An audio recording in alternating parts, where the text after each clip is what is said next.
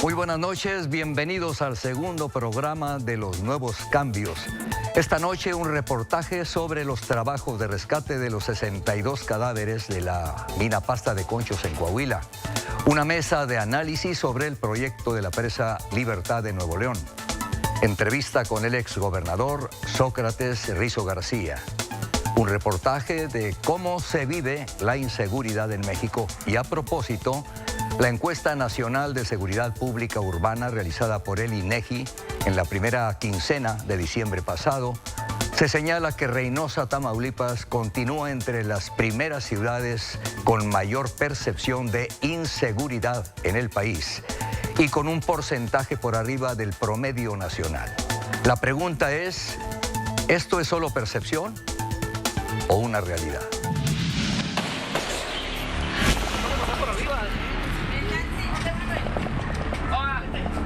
Pues hubo un ataque a una mujer, una civil, que resultó también lesionada.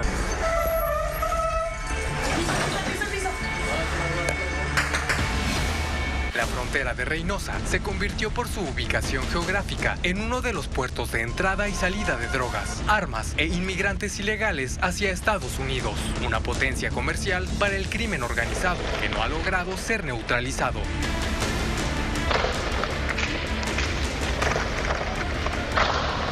Y asumo la responsabilidad de lo que voy a decir.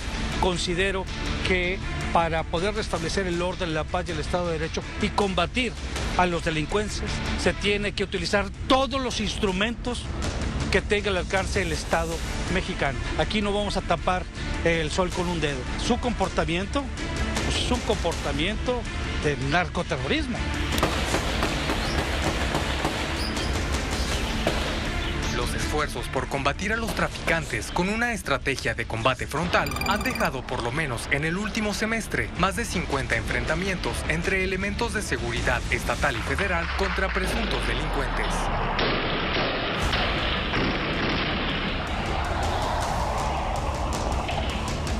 En este lapso, extraoficialmente se contabilizan por lo menos 48 muertos como resultado de la guerra criminal.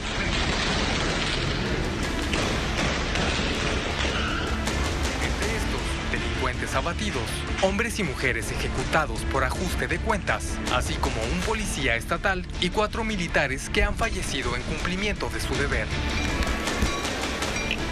Inocentes también han quedado en medio del fuego cruzado. El 2 de septiembre, un hombre murió al ser alcanzado por las balas de un enfrentamiento sobre la brecha El Becerro, cuando se encontraba en su auto junto a su hijo. Por lo menos 7 civiles más han resultado con lesiones o atenciones por crisis nerviosa. Cuerpos de hombres y mujeres ejecutados, en su mayoría a golpes o con armas de fuego, han sido localizados en sitios como la brecha El Becerro, Libramiento Sur 2 y Viaducto Reynosa. Y no solo civiles. El 22 de enero fue encontrado muerto un policía ministerial que había sido secuestrado días antes.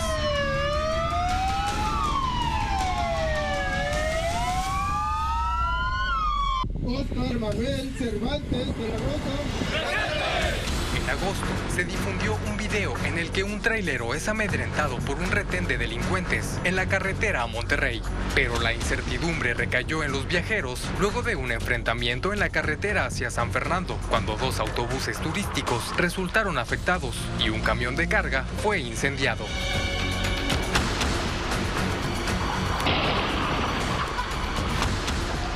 Para que no sucedan tantos casos tan terribles pues como han estado sucediendo, pues ya el gobierno ya no puede. Venimos a una cita con mi hijo y también nos dijeron que habían asaltado 2 autobuses. Pues sí, la verdad vamos con miedo. ¿Ustedes van a hablar? Monterrey. Depende de en dónde nos vayamos, la seguridad de cada camión, porque a veces nos vamos en uno que va parando y no sabemos quién sube ni quién va.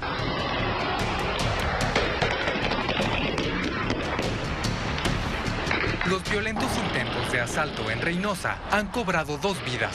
El primero, un ciudadano de Texas que se encontraba en la fila del Puente Hidalgo y se resistió al robo vehicular del que era víctima, recibiendo un disparo. El segundo, un custodio de seguridad baleado durante el robo de un camión de valores. Tampoco se descarta el autogobierno en el Centro de Ejecución de Sanciones. Al cierre del 2019, la Fiscalía abrió una carpeta de investigación por la muerte de un interno en el penal de Reynosa. En las zonas ejidales, decenas de familias han abandonado sus casas y ranchos ante el temor de la presencia delincuencial y amenazas, repercutiendo entre quienes aportan ganado a la región. No nomás en Congregación Garza, en varios ejidos está pasando, ¿verdad? Y la gente tiene miedo, hay gente que está malbaratando sus animalitos, hay ejidos que se está saliendo la gente por la inseguridad que se está viviendo, como se está viviendo aquí en Reynosa. Pues ya vemos con tristeza que muchas comunidades ya están quedando solos. El saldo de muertes por enfrentamientos continúa en una guerra constante que ha perjudicado la actividad nocturna, la movilidad de trabajadores, horarios de clase, entre otras actividades, sin que hasta el momento la estrategia y el número de efectivos sean suficientes contra la presencia criminal. Para Nuevos Cambios, David Cázares.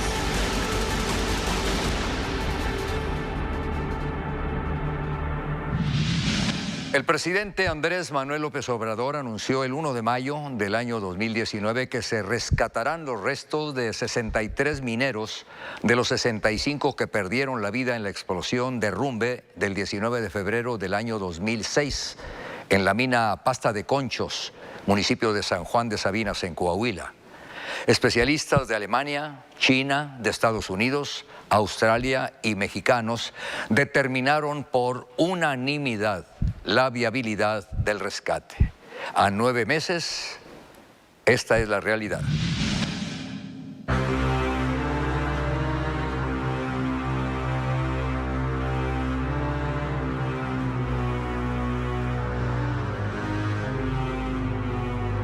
Una inmensa nube en color negro pintó el cielo de San Juan de Sabinas aquel 19 de febrero del año 2006. En la mina 8 Pasta de Conchos, 65 mineros perdieron la vida a causa de una explosión por acumulación de gas metano, cuyos estragos se complicaron con las pésimas condiciones de seguridad y ventilación en el centro de trabajo. Solo 2 cuerpos de 65 mineros fueron rescatados. A 14 años de la tragedia, familiares y viudas de trabajadores viven en incertidumbre. El gobierno de Andrés Manuel López Obrador, a través de la Secretaría de Trabajo, anunció que para el mes de febrero del año 2020 iniciaría el rescate de mineros que perdieron la vida. Ahora, el panorama es distinto y se anuncian proyectos de hasta 5 años.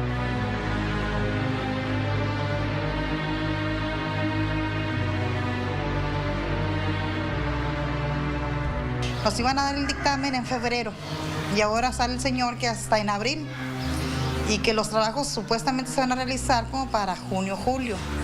Entonces ellos tienen 3 puntos, que es el de una rampa o un tajo o el que está ahorita, que es de la Bocamina. Y de la rampa supuestamente tardarían, según, no sé, ahora están diciendo que como 5 años. Yo no entiendo a qué les está apostando ellos, a que termine el sexenio del señor presidente, ¿verdad?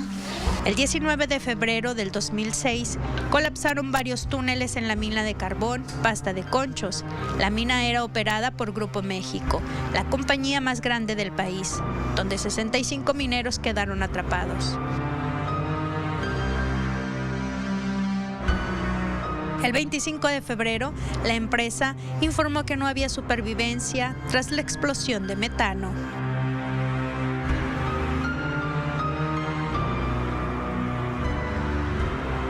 A la fecha, familiares buscan recuperar los restos de mineros que quedaron atrapados.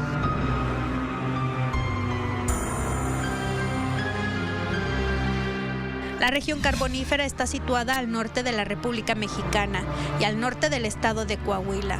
Su nombre nace por ser la principal región productora del carbón en el país. Representa el 95% de las reservas de México.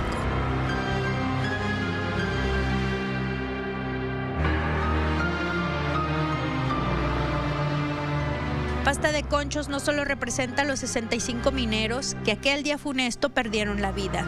En Pasta de Conchos se cristalizan las historias de todos los trabajadores que han sufrido enfermedades, accidentes o han perdido la vida por falta de seguridad en sus trabajos. El Servicio Geológico Mexicano identificó en la región carbonífera solo 47 minas registradas. Sin embargo, existen decenas de minas clandestinas, mejor conocidas como Pocitos, donde miles de personas arriesgan sus vidas a pesar de las condiciones en las que trabajan.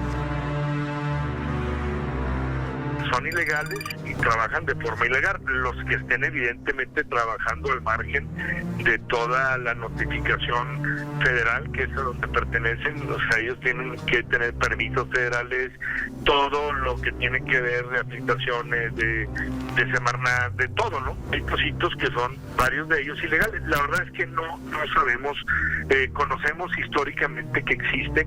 Los pagos varían.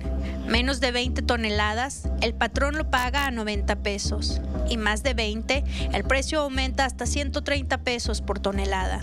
Sin embargo, los trabajadores no cuentan con equipo de seguridad ni son afiliados a Seguro Social. Y hace el riesgo que tengo de trabajar en un pozo de carbón. No, pues allá hay unos que otros, pero... Sí existen. Sí existen, que hay clandestinos. ¿Estos no les dan seguro social? No. ¿No tienen nada? No, nomás te pagan las pura tonelada. Okay. Sin bonos extras. Ni nada, nomás. La pura asistencia, nomás. Yo me subo arriba del bote y me gancho arriba del cable. Y me gancho así, y así abajo, para abajo. Tengo que echar 10 carretillas para que me equivale a mí a 1 tonelada de carbón. Cada bote son 3 carretillas que salen. Yo y mi compañero echamos 12, 14, ¿diarias? 16 y diarias, para poder avanzarle a las 30 toneladas a la semana. Están en unos ejidos, es donde están los pozos. Y pues en unas partes sí se miran donde sí están jalando y en otras no, porque no es que están escondidos, simplemente que están orillados ante los orillas donde están los ejidos, los ranchos. ¿Cómo es la vida de un minero? No, pues está sufrida la vida de un minero. Este 19 de febrero se llevará a cabo el 14º aniversario luctuoso de la explosión de Mina 8 Pasta de Conchos, donde 65 mineros perdieron la vida. En las imágenes, Jorge Sánchez, para Telediario, Adriana Cruz. Misaguiño, te funcionó el tip que te di, ¿verdad? Por supuesto, ¿no lo ves? Doctor, te recomiendo un shampoo totalmente diferente. Este trae ingredientes herbales. Se los hubiera dicho hace años. Pues mi madre usa Crescefen, un shampoo que ayuda a estimular el crecimiento del cabello. ¿Y la neta, sí crece? Si te recomendamos crece, es porque crece. ¡Impresionante! Mi INE está hecha de millones de personas que dicen presente cuando se necesita cuidar la democracia. Hecha de millones de rostros dispuestos a dar la cara por las libertades. Mi INE está hecha de responsabilidad. Participar hoy para dejar huella en las generaciones que vienen. Está hecha del respeto a mi identidad. Solo yo decido con quién comparto mis datos. Mi INE es lo que soy. Yo me identifico con la democracia. INE. Una cosa es no querer decirles nada. Y otra cosa es decirles de todo. Una cosa es dejarla salir y otra cosa es ahogar las penas en un vaso. Una cosa es disfrutar conectado y otra cosa es vivir esclavizado.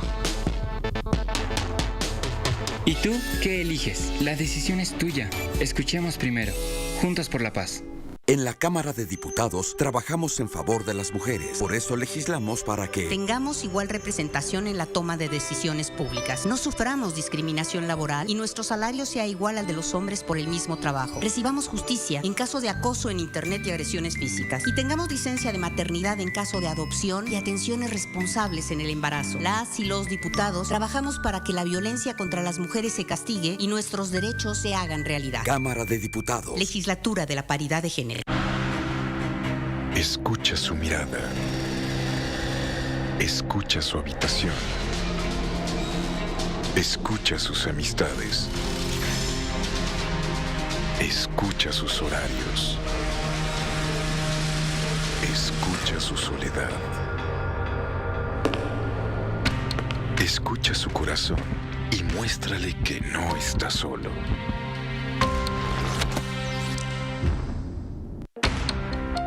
Escucha la mirada de tus hijos. Escucha su soledad. Escucha sus amistades. Escucha sus horarios. Estar cerca evita que caigan las adicciones. Hagámoslo juntos por la paz.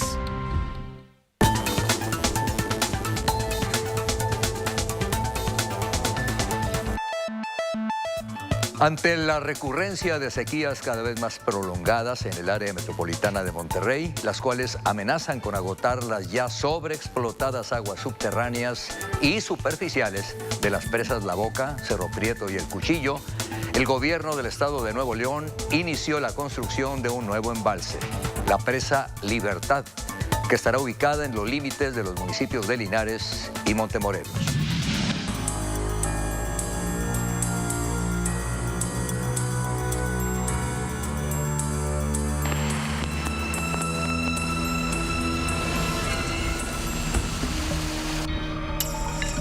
Que iban a abrirse las compuertas de la presa del Cuchillo para mandar agua a Tamaulipas, cuando el acuerdo original es que les mandaríamos el agua pero ya tratada. El 2020 pinta para ser muy complicado en materia hídrica para Nuevo León. Por un lado, la expectativa no marca un año con lluvias copiosas. La esperanza de tener a la brevedad una presa Libertad que garantice el abasto se tambalea por la falta de recursos y amparos contra la obra. Y por si fuera poco, los trasvases a Tamaulipas para cumplir un convenio añejo agravan la situación. Apenas el pasado 13 de enero, el gobierno del estado inició la obra física de la presa Libertad en los límites de los municipios de Linares y Montemorelos. Se trata de trabajos para rehabilitar 44 kilómetros de camino y la construcción de un puente vado. Aunque se tiene pensado concluir el proyecto en 2021, lo cierto es que esto depende del flujo de recursos, lo que ha obligado al estado a solicitar deuda a través de Agua y Drenaje de Monterrey para hacerle frente al compromiso. Un tema más a seguir es el hecho de que ejidatarios de la zona obtuvieron amparos provisionales para frenar la obra. A pesar de ello, la administración hizo caso omiso y dio el banderazo a los trabajos.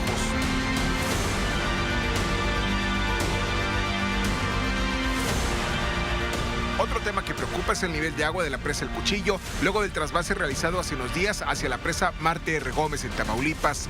Información de la Comisión Nacional del Agua apuntan a que el embalse ubicado en el municipio de China, Nuevo León, perdió 121 millones de metros cúbicos que se suman al trasvase realizado en 2019, que concluyó el pasado mes de octubre y que dejó 200 millones de metros cúbicos menos del vital líquido. Actualmente la presa El Cuchillo cuenta con un almacenamiento de 725 millones de metros cúbicos, es decir, un 64% de su capacidad, lo que garantiza un abasto de apenas medio año para la entidad. Se dice que si en El Cuchillo supera, creo que son 315 millones de metros cúbicos, y si la presa Marte R. Gómez, que es la que riega de Tamaulipas, tiene menos de 700, entonces se van a ceder agua excedente hacia Tamaulipas. Con este escenario, todo depende de que este 2020 sea un año de muchas lluvias atípicas que permita el llenado de las presas a fin de no comprometer el consumo doméstico de la zona metropolitana.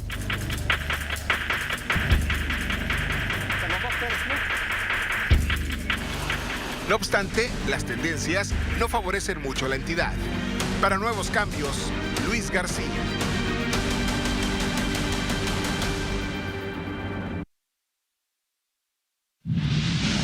Pues bienvenidos a los Nuevos Cambios, le decía yo a nuestros invitados. Tenemos ahora el gusto de contar con la presencia del ingeniero Efraín Muñoz Martín. Es su segundo, 3 meses lleva con nosotros y él es en la actualidad pues el director general del organismo Cuenca del Río Bravo, Conagua. Es así, bienvenido. Muchas gracias por estar aquí con nosotros. El señor ingeniero Gerardo Garza González, en su calidad de director de Agua y Drenaje de Monterrey, a usted ya lo conocemos y se le entrevista con frecuencia.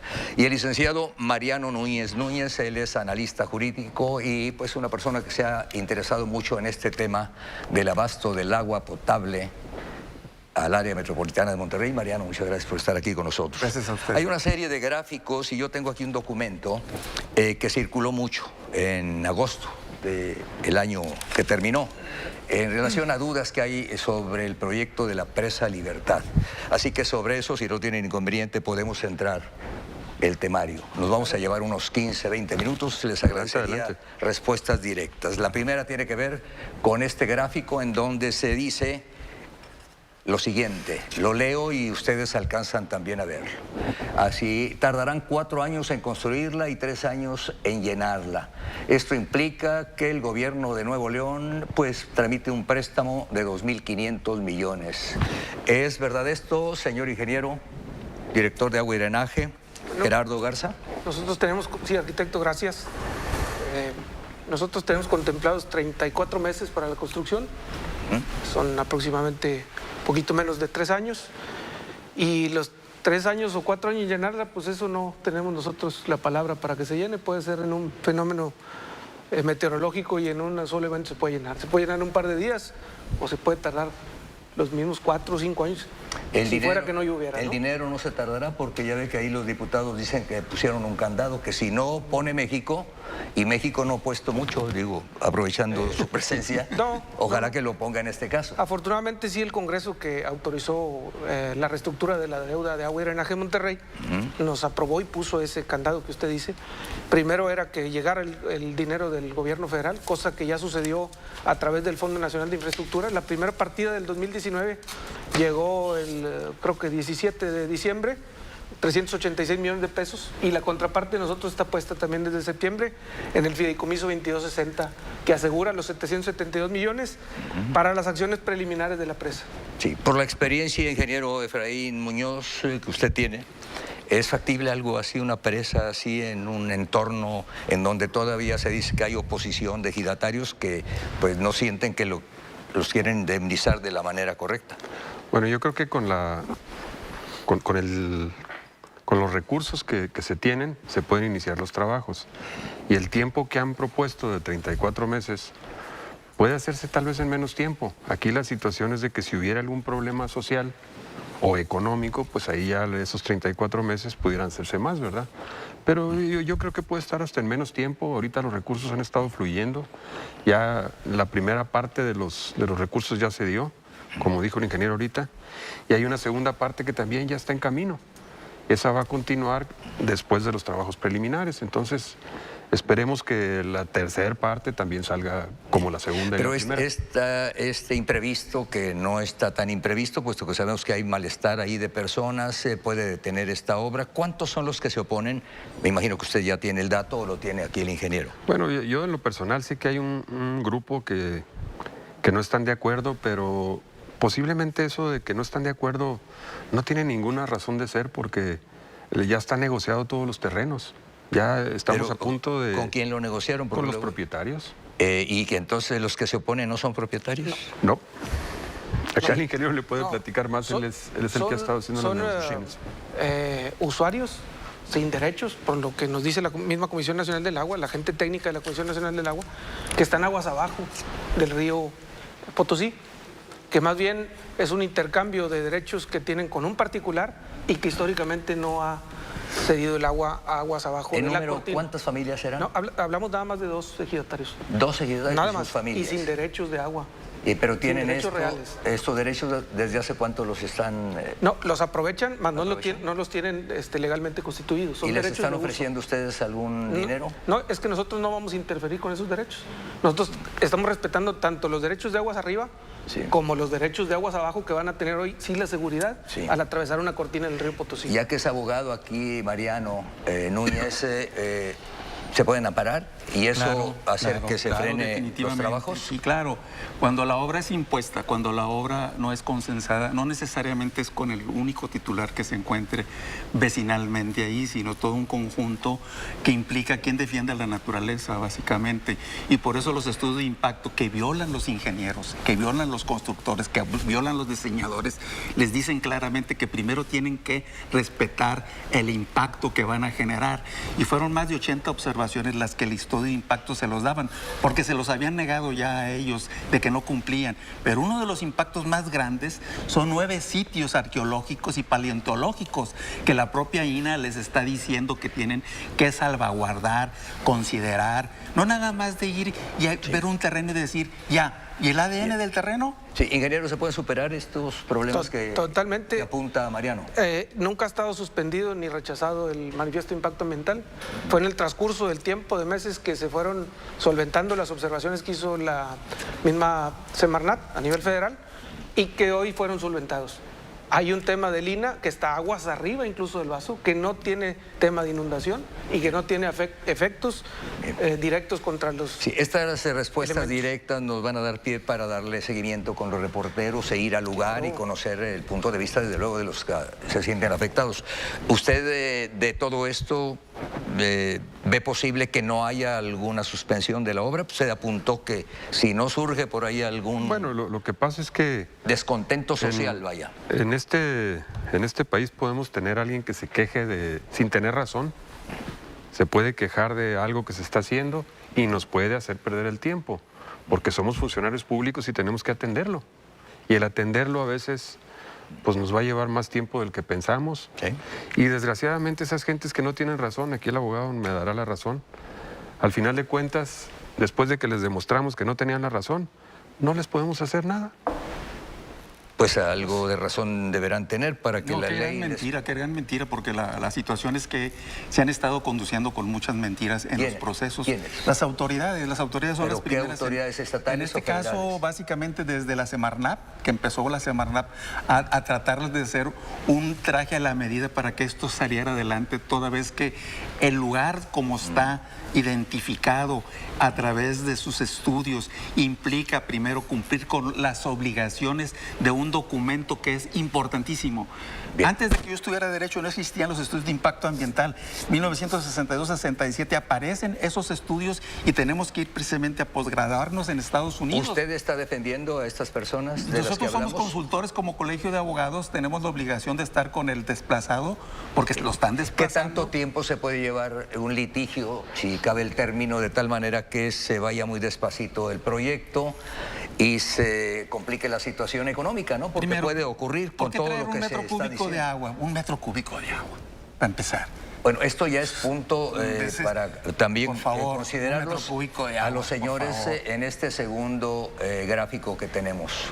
Creo que usted casi me lleva al segundo punto, si lo podemos ver. Tiene que ver con que se asegura que solo va a aportar el proyecto de la presa de Libertad 1.6 metros por segundo. Si estoy equivocado, me corrigen. Es decir, 1.600 litros por segundo. Monterrey 6, el otro proyecto que ya se fue, aportaría 6.000 litros. Hay una diferencia muy grande, pero también había la sospecha de corrupción, por eso se quitó. ¿Y usted nos ayudó para demostrar la corrupción?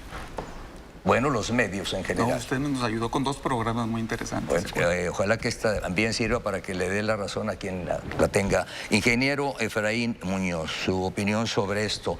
¿No es muy poquito lo que aportaría el proyecto para lo que puede costar?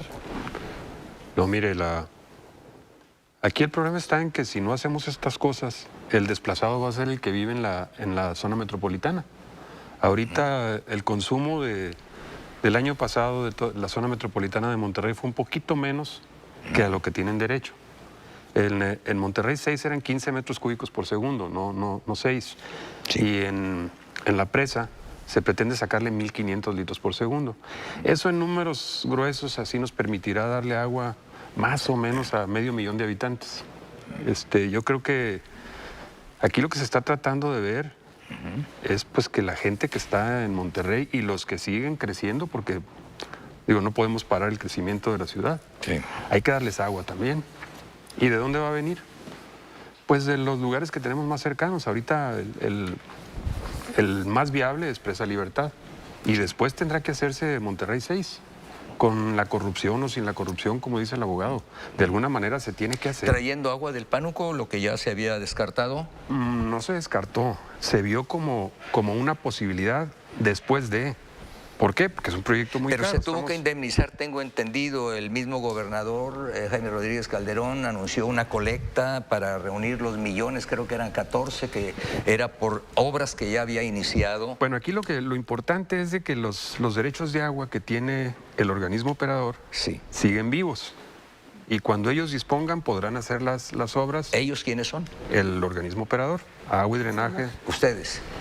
¿El Fondo de Agua Metropolitano de Monterrey trabaja con ustedes? Totalmente. Desde el inicio de la administración fueron los que intervinieron para el tema del plan hídrico. No nada más la presa. Yo sé que ahorita estamos hablando de la Presa Libertad, pero la Presa Libertad es nada más un apartadito chiquito del plan hídrico. El mismo ingeniero nos lleva a ver el peligro que existe, porque usted dice de desabasto, ¿no? Exacto.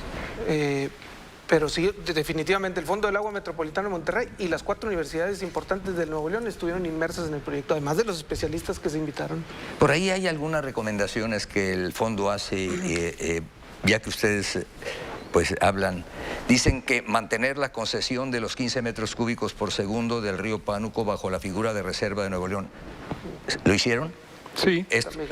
Impulsar proyectos enfocados a la reducción de la demanda de agua. Es correcto también. La cultura del agua. La cultura del agua y la administración y la modulación de presiones, totalmente de acuerdo. Sí, las fugas que se tienen, también, se habla de un 30% de fugas que no han logrado resolver. No son fugas, arquitectos, es agua no contabilizada. Es decir, del agua no contabilizada de ese universo, que es todavía muy grande, existen las pérdidas físicas, que son las fugas, muchísite el robo de agua, y existe el error de la medición. El robo de agua también. Claro, dicen que hay muchos sectores y ustedes lo saben y por razones políticas no intervienen. No, nosotros hemos atacado desde el inicio de la administración, pero incluso... ¿Todos pagan el agua aquí? La mayoría tenemos una aceptación, una recuperación de facturación del 96%, la eficiencia comercial del organismo. Distinto a todo el país. En San Pedro hubo hace unos 20 años también un hallazgo ahí, ¿no? Tenían como 40, 50 años de tomar agua y es gente pudiente, gente que no necesitaba hacerlo. El maestro Berlanga, el alcalde. ¿Perdón? El maestro Berlanga, Fernando Margain tenía. ¿Qué tiene? ¿El exalcalde? El exalcalde, sí, vivía allá y tenía, no pagaban agua. Decía, ustedes pagan agua, no, yo nunca he pagado agua. Berlanga fue alumno mío, le decía, oye, tú no pagas agua, no puede ser, ¿no? Aquí. ¿Quién más, no? Por lo que ustedes han investigado. Hay un sinnúmero de gente que se aprovecha de estas circunstancias. Yo sé que ellos quizás no hayan vivido lo que nosotros vivimos directamente. ¿Ellos son con agua? Los funcionarios que llegan y se van y que no tienen la situación histórica de la presentación de no ha habido acercamiento con ellos o con algunos otros ecologistas o grupos de la sociedad civil, ¿no? Sí, con más de uno, así es. Sí, claro. Pero lo importante es que exista una situación de ética profesional seria. Definida. Ustedes dicen, porque me ha tocado seguirlos, usted y algunos ecologistas, que hay agua, pues está nada más de buscarle un poquito y luego cuando se han hecho obras, hay la Plaza Hidalgo detrás del Palacio Municipal Viejo, ahora Museo Metropolitano, pues ahí se fue agua al drenaje durante 2 años o 3. Quiere decir que ahí pues hay un manto acuífero que no está agotado. Soy testigo de que en el barrio antiguo, cuando se hizo el túnel, no se podía parar el agua, lo que se estaba sacando era 2 metros cúbicos por segundo. El tiradero de agua es enorme en el barrio antiguo. Ese fue un canal y básicamente ustedes, que desprendió... Ustedes que lo tienen pues muy claro, no lo comparten estos conocimientos con agua y drenaje con agua. Y luego ya empezaron a ver y hay un pocito ahí cerca de donde está la famosa iglesia Dulce Nombres. Acá en los condominios Monterrey, en los condominios Constitución, está otro pocito cerrado y si nos vemos alrededor tenemos casi 2 o 3 presas del Cuchillo enterradas ahí. ¿Es cierto eso? Es cierto, definitivamente. Mire, ahí. Del Canto no era tonto, ni Carvajal de la Cueva tampoco, para no Alberto haber del Canto, los que vinieron aquí por primera vez. Bueno, hay estudios que dicen lo contrario. Hablan de desabasto por hablar de desabasto. ¿Qué dice con agua? Vamos a dejar que también ellos nos... Sí, efectivamente hay agua en el subsuelo, pero no en las... ¿Para qué ir entonces a buscarla? No en las cantidades como para lo que estamos buscando, pues. Ya, bien. Sí, mire. ¿Cuánto se está buscando? Mire, mucha gente, antes que todos los que estamos aquí, llegaron a Monterrey. Y buscaron otras fuentes diferentes a esas que están diciendo. ¿Por qué? Porque las que había aquí no alcanzaban. Claro. Y no creo que no tenían los conocimientos que los tenemos ahora, ¿verdad? No tenían los equipos, es cierto, pero el agua donde quiera se puede encontrar, donde haya. Sí. Si se ha ido más lejos de aquí es porque no tenemos la cantidad suficiente. No, porque tenemos el deseo de quitar el agua a quien no debe, como es el caso de los municipios aldeaños. Y ahora el impacto es regional y a los tamaulipecos no les decimos nada. En el Monterrey, a veracruzanos, a los de San Luis Potosí y a toda la región, aquí la teníamos precisamente diciendo, oye, ¿qué andan haciendo acá? Trasvase de cuenca a cuenca, del Pánuco, que es cuenca, a la del Río Bravo, está prohibido constitucionalmente.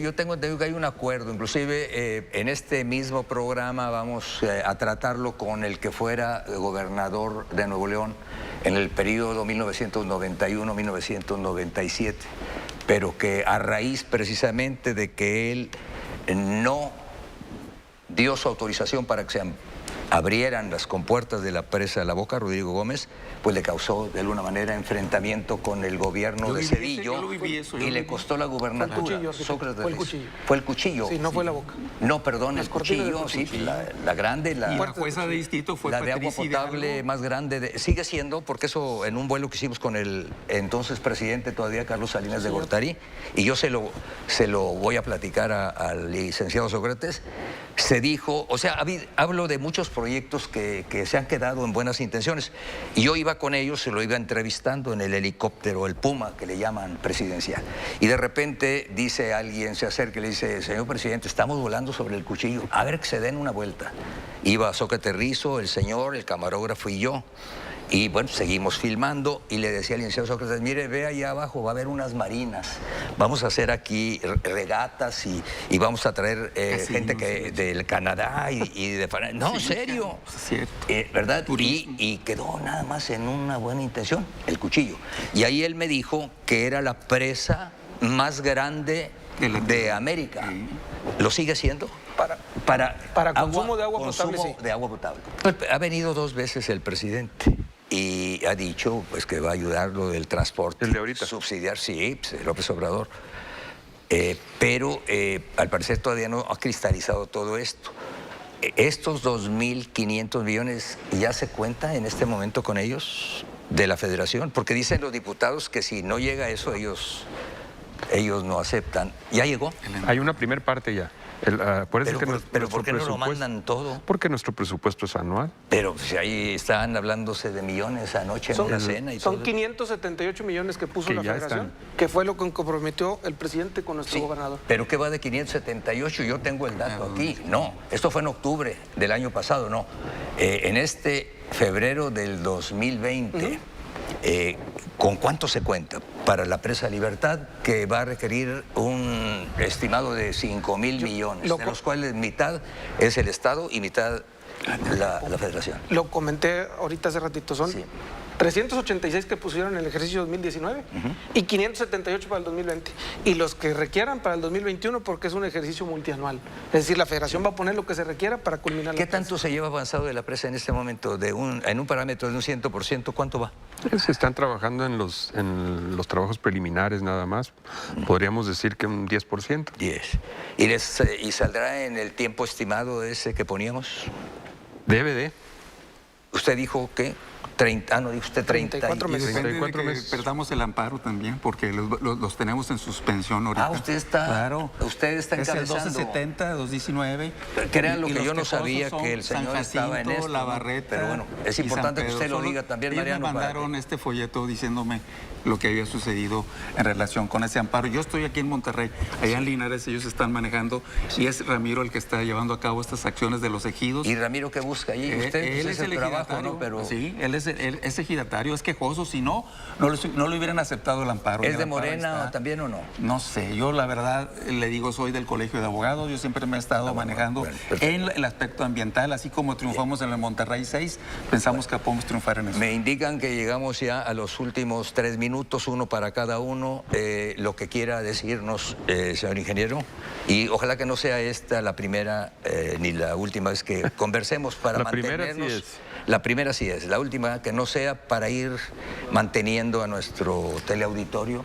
Y con gusto, cuando nos invite aquí estaremos. También, sí. Yo creo que algo que no se ha dicho que usted considere importante de que lo sepamos, todos. Pues lo que debemos saber es que esta presa lo único que va a hacer es aportar agua para la zona metropolitana de Monterrey, que cada vez es más grande y pues ocupan más agua. Si queremos que esta ciudad siga creciendo y siga teniendo los servicios con los que cuenta ahorita, pues tendremos que seguir trayendo agua para satisfacer la demanda. Y la que sigue, de acuerdo a los estudios que se han hecho, es Presa Libertad. Bien. FAM, que es el Fondo de Aguas Metropolitanas de Monterrey, ¿y ustedes van de la mano? Coincidimos en algunas cosas, sí, claro. ¿Ellos dependen de usted? No. ¿Dependen de la Federación? Es un organismo... No gubernamental, es el Consejo de Nuevo León. ¿Dependen de ustedes? Es el Consejo Nuevo León. No son organismos gubernamentales, tienen la producción, tienen conflicto de interés, son parte del esquema. que trae como consecuencia la comercialización del agua que está impedida por Naciones Unidas. Es la forma en la que quieren privatizar el agua. Ese fondo lo que quiere es privatizar el agua. ¿Quiénes integran el Fondo Metropolitano? El Fondo del Agua Metropolitano de Monterrey está presidido por el licenciado Alfonso Garza, que fue su segundo presidente. El primero fue el licenciado Eugenio Clarión Reyes. Cuando Monterrey 6, sí, no, señor, no. Cuando Monterrey 6, sí, él anduvo. El señor Eugenio Clarión era el que estaba al frente de ellos. Pero el Fondo del Agua Metropolitano de Monterrey y tiene un director y tiene técnicos especializados, tanto el Tecnológico de Monterrey como el Autónomo de Nuevo León. No tiene nada que ver con la privatización del agua. Tienen un asiento, como se dice, en el Consejo, como lo tienen en algunas otras instituciones. Por ejemplo, ellos, que son los que se oponen. Que son verdaderamente organismos no gubernamentales, que no nos paga absolutamente nadie, que trabajamos pro bonos y que básicamente lo que buscamos. ¿Usted no les va a cobrar a los...? Nada, en lo más mínimos, como no hemos cobrado ni siquiera por la cuestión del Monterrey 6, ni de Picacho, ni de todas las... Quedamos emplazados para el siguiente paso de la Presa Libertad, que saldrá cuándo. Usted mejor que nadie sabrá el calendario. ¿Qué es lo que ya viene pronto? Sí, están en procesos trabajos preliminares, están en fallos licitaciones actualmente, viene una licitación más a finales del mes y son todos los trabajos preliminares que atienden a los 772 millones, mitad y mitad Federación-Estado. Los trabajos de la cortina probablemente sean liberados hacia el mes de abril. ¿Trabajos de la cocina? De la cortina. Ah, dije yo de la cocina. No. Dije, ¿qué pasó? ¿No? Ya trae hambre. Sí. Hay algo de eso después de los sándwiches que les ofrecimos a ustedes aquí, ¿verdad? Bueno, entonces, de la cortina, ¿cuál? Así como usted me dijo, ¿cuál? ¿La boca? ¿El cuchillo? De la cortina de la Presa Libertad. Sí. ¿Por qué no se hizo la de Terreros? Y con esto terminamos. La de Terreros entiende un conflicto entre los agricultores de la zona citrícola. Sí. De hecho, arquitecto, la Presa Libertad es una de las presas del conjunto del Acueducto Sur que nació en los 80s, cuando el desabasto de agua de la zona metropolitana. Miguel de la Madrid y todo aquello. Y don Alfonso Martínez era Cerro Prieto, La Libertad, Terreros, iban a hacer El Tunal sistema, y Raíces. Un sistema de 5 presas con un acueducto que así está diseñado. Aquella no se hizo, dice que porque los ricos no quisieron. Yo entiendo que un tema de... No, eso se dijo en su tiempo, ¿no? Derechos de agua de los citricultores. Hoy la Presa Libertad no ofende ningún derecho de agua y tenemos la concesión y la asignación de parte de la Comisión Nacional del Agua. Que se haga lo que Diosito quiera y nos vemos aquí pronto, ¿no? Para seguir, porque el tema da para mucho. Ojalá que les vaya muy bien, que ese es el deseo. O sea, en eso nos va la vida, ¿no? Y el futuro de la ciudad. Y de los hijos y de los nietos, para el caso de los más viejitos, como Mariano. Que respeten, ¿verdad? Muy bien.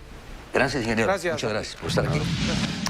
Bien, continúa Nuevos Cambios y ahora pues un nuevo ciclo de entrevistas con exgobernadores. Estamos iniciando con el licenciado Sócrates Cuauhtémoc Rizo García. Pues muchas gracias por recibirme, arquitecto. Gracias. Como siempre. Gobernador, exgobernador de Nuevo León, periodo 1991-1997. El motivo de esta conversación es también preguntarle si usted considera factible el proyecto de la Presa Libertad, si es necesaria esta presa, porque hay oposición de algunos sectores que dicen que no hay necesidad y que eso va a ser negocio pues de la actual administración. Yo lo que he insistido en varias ocasiones en los últimos meses y años es que se debe reconsiderar el acuerdo original que llegamos el gobernador Treviño, su servidor, con el gobierno federal y con Tamaulipas, de que se hizo la presa El Cuchillo, íbamos a mandar el agua tratada y que íbamos a construir un segundo acueducto. Aquí traía precisamente, por ahí le dejo luego los convenios, los acuerdos, ¿verdad? De cómo se estableció el acuerdo de que iba a haber un segundo acueducto. Actualmente hay un acueducto nada más, pero están los derechos de vía y sería cuestión de construir otro acueducto. Paralelo a ese. El que viene de, no me diga de usted, China. Sí. Que viene de China para acá. Del Cuchillo para acá. Del Cuchillo para acá. Y entonces está ya aprobado un segundo acueducto. Y de hecho el Consejo de Nuevo León lo estuvo analizando hace un par de años. De hecho yo participé en algunas reuniones del Consejo de Nuevo León para comentar. Acuérdese que el Consejo de Nuevo León empezó a analizar, ¿verdad?, diversas opciones, desde desalinizar el agua del Golfo y traerla, agua subterránea, segundo acueducto El Cuchillo y la Presa Libertad. Sí. Yo recuerdo, perdón, abro este paréntesis porque hay un hombre también muy importante, muy cercano al presidente Andrés Manuel López Obrador, que es Carlos Salazar Lomelí, que ha encabezado el Consejo de Nuevo León desde el siglo pasado. Entonces él mejor que nadie sabe de las necesidades que tiene el Estado. Y también pues no vemos que haya sensibilizado un poquito pues al presidente y a su equipo para que se acuerden de Nuevo León. Sí. Carlos Salazar Lomelí, dice usted encabezó durante su tiempo el Consejo. ¿Cuál es la función durante el gobierno de Natividad? Sí, pero luego se reintegra otra vez. Porque yo tengo unos estudios del Tecnológico y lo ponen a él como el titular, el responsable, el director del Consejo de Nuevo León. Usted formaba parte. ¿Cómo funciona ese Consejo de Nuevo León y a quién le da cuentas o de qué se trata esto? Efectivamente empezó con Carlos Salazar Lomelí. Sí. Ahorita está otra persona. Y la idea es hacer estudios técnicos, evaluar proyectos. ¿Pero se respetan esos estudios? Pues es ya decisión del gobierno estatal, ¿no? Sí. ¿A qué decisión toma? Y yo le insistí en algún momento a Carlos Salazar sobre estos temas. Y le insistía precisamente que el segundo acueducto es relativamente... Tiene un costo parecido a la presa Libertad, pero genera 4 veces más agua. ¿En cuánto anda la presa Libertad? Porque dicen también ahí que está... Se habla de 5,000. Mitad y mitad. ¿Verdad?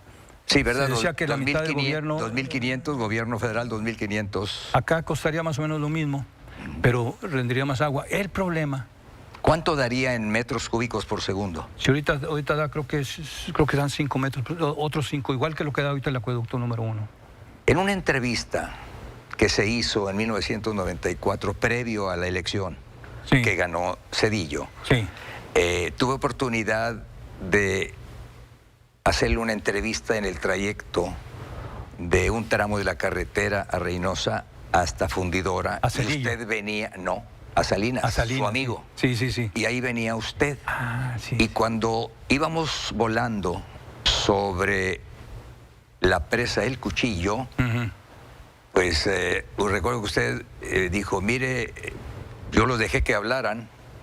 Le dijeron, ¿podemos ir? Dijo, vamos a volar, sirve de que veo. Es la presa que acumula agua para consumo humano más grande de América. Sí. No sé si lo sigue haciendo, pero yo recuerdo que usted le dijo... agua potable, sí. Y usted le dijo, mire, ahí va a haber una marina y vamos a hacer aquí competencias y van a venir de Canadá. Y todo ese proyecto, pues se vino abajo porque no hay marina y no hay agua a veces... O dicen que se... De hecho empezó un poquito, pero no avanzó. Pero tengo entendido que el actual gobierno está pensando también en ese tipo de proyectos. Pero pues si no puede con la Libertad, mucho menos. Bueno, hay que buscar una coinversión privada que le entre en el proyecto, ¿verdad? Una especie de concesiones, porque es muy bonito esa zona de... Pues sí, pero como que lo olvidaron los gobiernos. ¿No se estarán dando soluciones políticas a problemas Yo creo de que carácter hay técnico? Que el Consejo de Nuevo León y ahí debería entrar el Consejo, equipo de infraestructura, es lo que yo he insistido, debe tener todo un paquete de proyectos. Es como una persona o una empresa. Dice, hay este proyecto A, el B, el C, el D. Ahorita no nos conviene el B, nos conviene el A, luego empezamos el C. Y entonces para tener diversas opciones. Y a veces eso hace falta, y ahí creo que las universidades y el tecnológico pueden contribuir en mucho. Me decía usted, este documento es muy importante, fecha 11 de agosto de 1997. ¿Por qué es importante esto? Es que esto, al inicio del gobierno de Benjamín Clarión, el interinato, tomaron un acuerdo, aquí está una copia ya firmada y todo, en donde acuerdan de que mandarán agua del Cuchillo a Tamaulipas. Cuando la presa del Cuchillo tenga más de 500 millones de metros cúbicos, se la mandarán, ¿verdad? Y entonces ese acuerdo se basa, como puede ver usted aquí, de una fecha que dice 1952. Se basa en un decreto presidencial de 1952, en donde se dijo que esa agua que venía por el río, ¿verdad?, debería ir a Tamaulipas. Sin embargo, luego hubo un conflicto en la época de Canales con los regantes de Tamaulipas y ellos promovieron un amparo en contra de estos acuerdos. Pero entonces entró al colegiado, al tribunal colegiado. Aquí de hecho está fechado, creo que aquí dice el nombre del magistrado. Sí, es Lucio Antonio Castillo González, magistrado ponente, secretario licenciado Pablo Galván Velázquez. Entonces se analizan el reclamo de los agricultores de Tamaulipas ante el gobierno de Fernando Canales.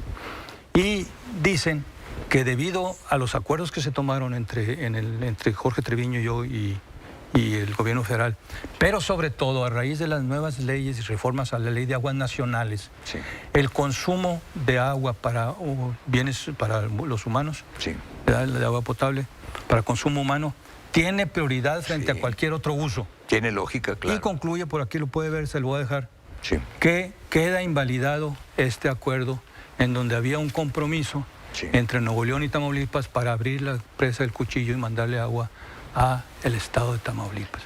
Apoyándome en esto, entonces no debió haber permitido el gobernador Jaime Rodríguez Calderón el que se abriesen las compuertas y que se sigan abriendo hasta el mes de octubre. Yo creo que hay que revisar la parte jurídica, yo lo he consultado con algunos abogados, y precisamente este documento, el acuerdo, sí, se basa en ese decreto presidencial. Entonces eso está cuestionado. Independientemente de que sea definitivo esto, eso nos da una capacidad de negociación para replantear este documento. Y de hecho varios diputados... ¿Eso se lo sugeriría usted al gobernador actual? Sobre todo los diputados lo han estado comentando. Congreso. El Congreso del Pero Estado. El Congreso está ahorita ocupado en los dineros, de que si no manda el gobierno del señor López Obrador los dineros que prometió, el 50%, ellos no autorizan. Lo de la deuda. Sí. Pero yo creo que sí hay varios diputados y diputadas que han estado analizando, sí, la posibilidad de cambiar este acuerdo. Bueno. Y de hecho el gobierno el gobierno actual estatal... ¿Conoce esto el equipo del gobernador? Sí, claro, sí, yo se los he mandado. Para mandárselo de nuevo a don Carlos Garza, el secretario de Finanzas. Sí, yo lo he platicado con ellos. Se lo mandamos nosotros también. Es cuestión de analizar. Se lo mandamos y espero yo la respuesta y la comentamos usted y yo. Pueden argumentar de que no es definitivo porque falta que llegue hasta el Tribunal Superior de Justicia, pero aún en esas condiciones nos da un punto de negociación. Claro. Para si un que hay tiempo y que ya entonces no se... Vamos a renegociar este acuerdo. Seguimos comentando sobre esto y otros asuntos de Nuevo León. Esta es la primera de una serie de entrevistas con exgobernadores. Muchísimas gracias. Al contrario, muchas gracias. Señor Sócrates Rizo. Gusto en volverlo a ver después de muchos años. Felicidades por este nuevo enfoque del programa. Es una nueva etapa de los cambios, son los nuevos cambios. Vamos a seguir después de estos mensajes.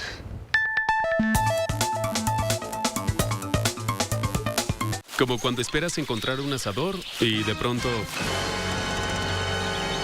Uy, no se va a hacer. ¡Sí se va a hacer!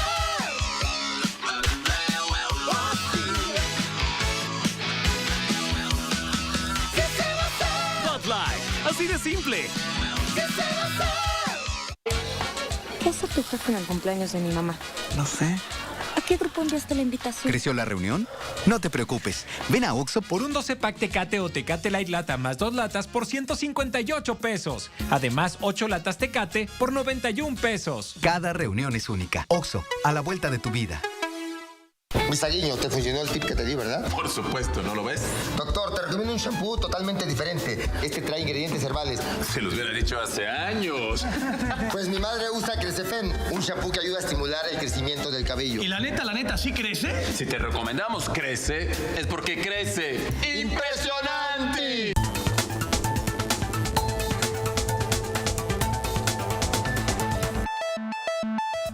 En el argot político se les conoce como chapulines a los funcionarios que abandonan su cargo actual para brincar, entre comillas, a otro o reelegirse. Algunos optan por saltar a las filas de un partido distinto o convertirse en independientes. El siguiente corto nos ejemplifica a los políticos y las políticas más conocidas y conocidos que han recurrido al chapulineo. Mi compañero Luis García preparó este corto. Luis.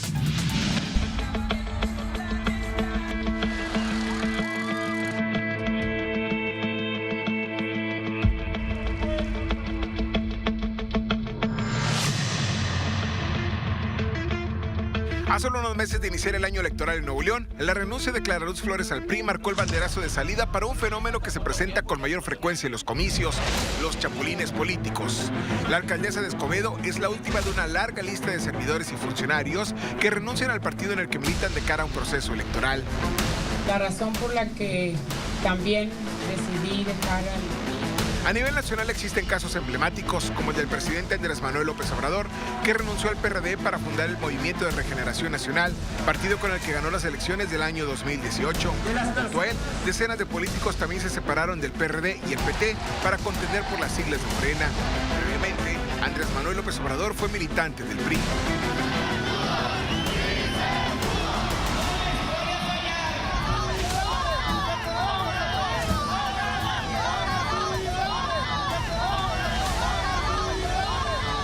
Otro caso destacado es el de la pareja conformada por el expresidente Felipe Calderón y Margarita Zavala.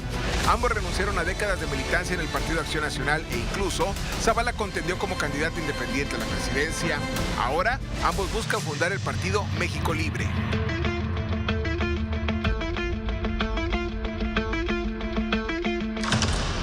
Durante 2 años, pedí un método democrático, transparente y claro, que se escuchara a los ciudadanos para tomar una decisión. En Nuevo León también abundan los ejemplos.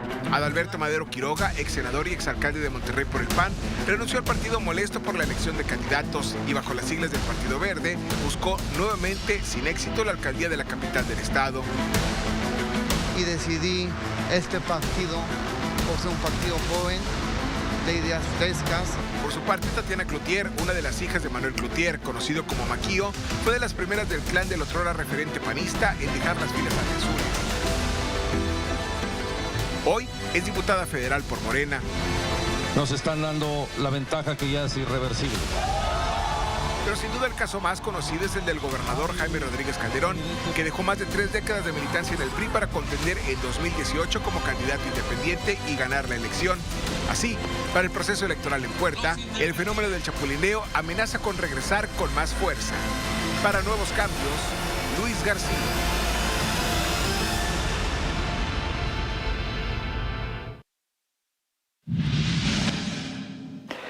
La calificación de española, entre comillas, con la que se etiquetó a la pandemia gripal del año 1918 del siglo pasado, obedece al ocultamiento de información por los países que participaron en la Primera Guerra Mundial. Estimaciones actuales mencionan un rango de 50 y hasta 100 millones de muertos por esa enfermedad, es decir, entre 3 y 6% de la población mundial en ese año, 1918. El caso más famoso de una enfermedad incorrectamente nombrada fue el del peor brote de influenza de la historia, que mató a más de 50 millones de personas en todo el mundo entre 1918 y 1919. Aún hoy, 100 años más tarde, seguimos llamándola la gripe española.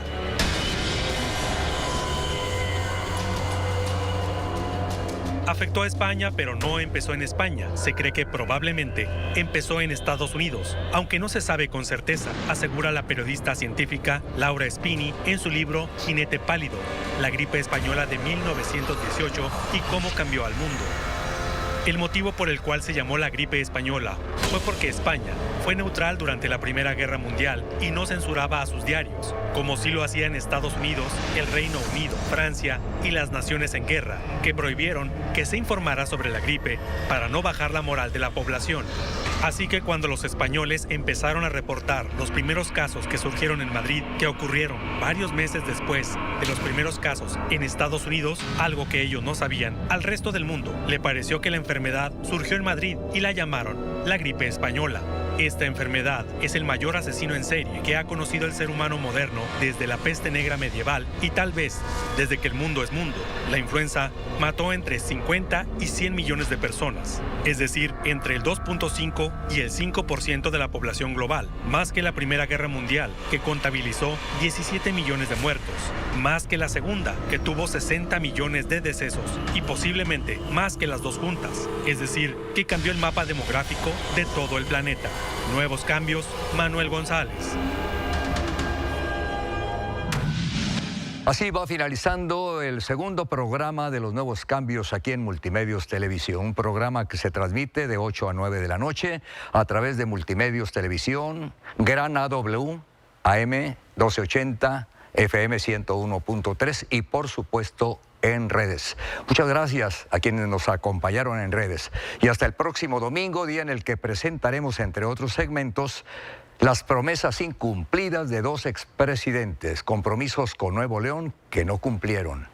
Y una mesa de 3 sobre los riesgos de la legalización de la marihuana. Hasta el próximo domingo en este nuevo horario, 8 a 9 de la noche. Buenas noches.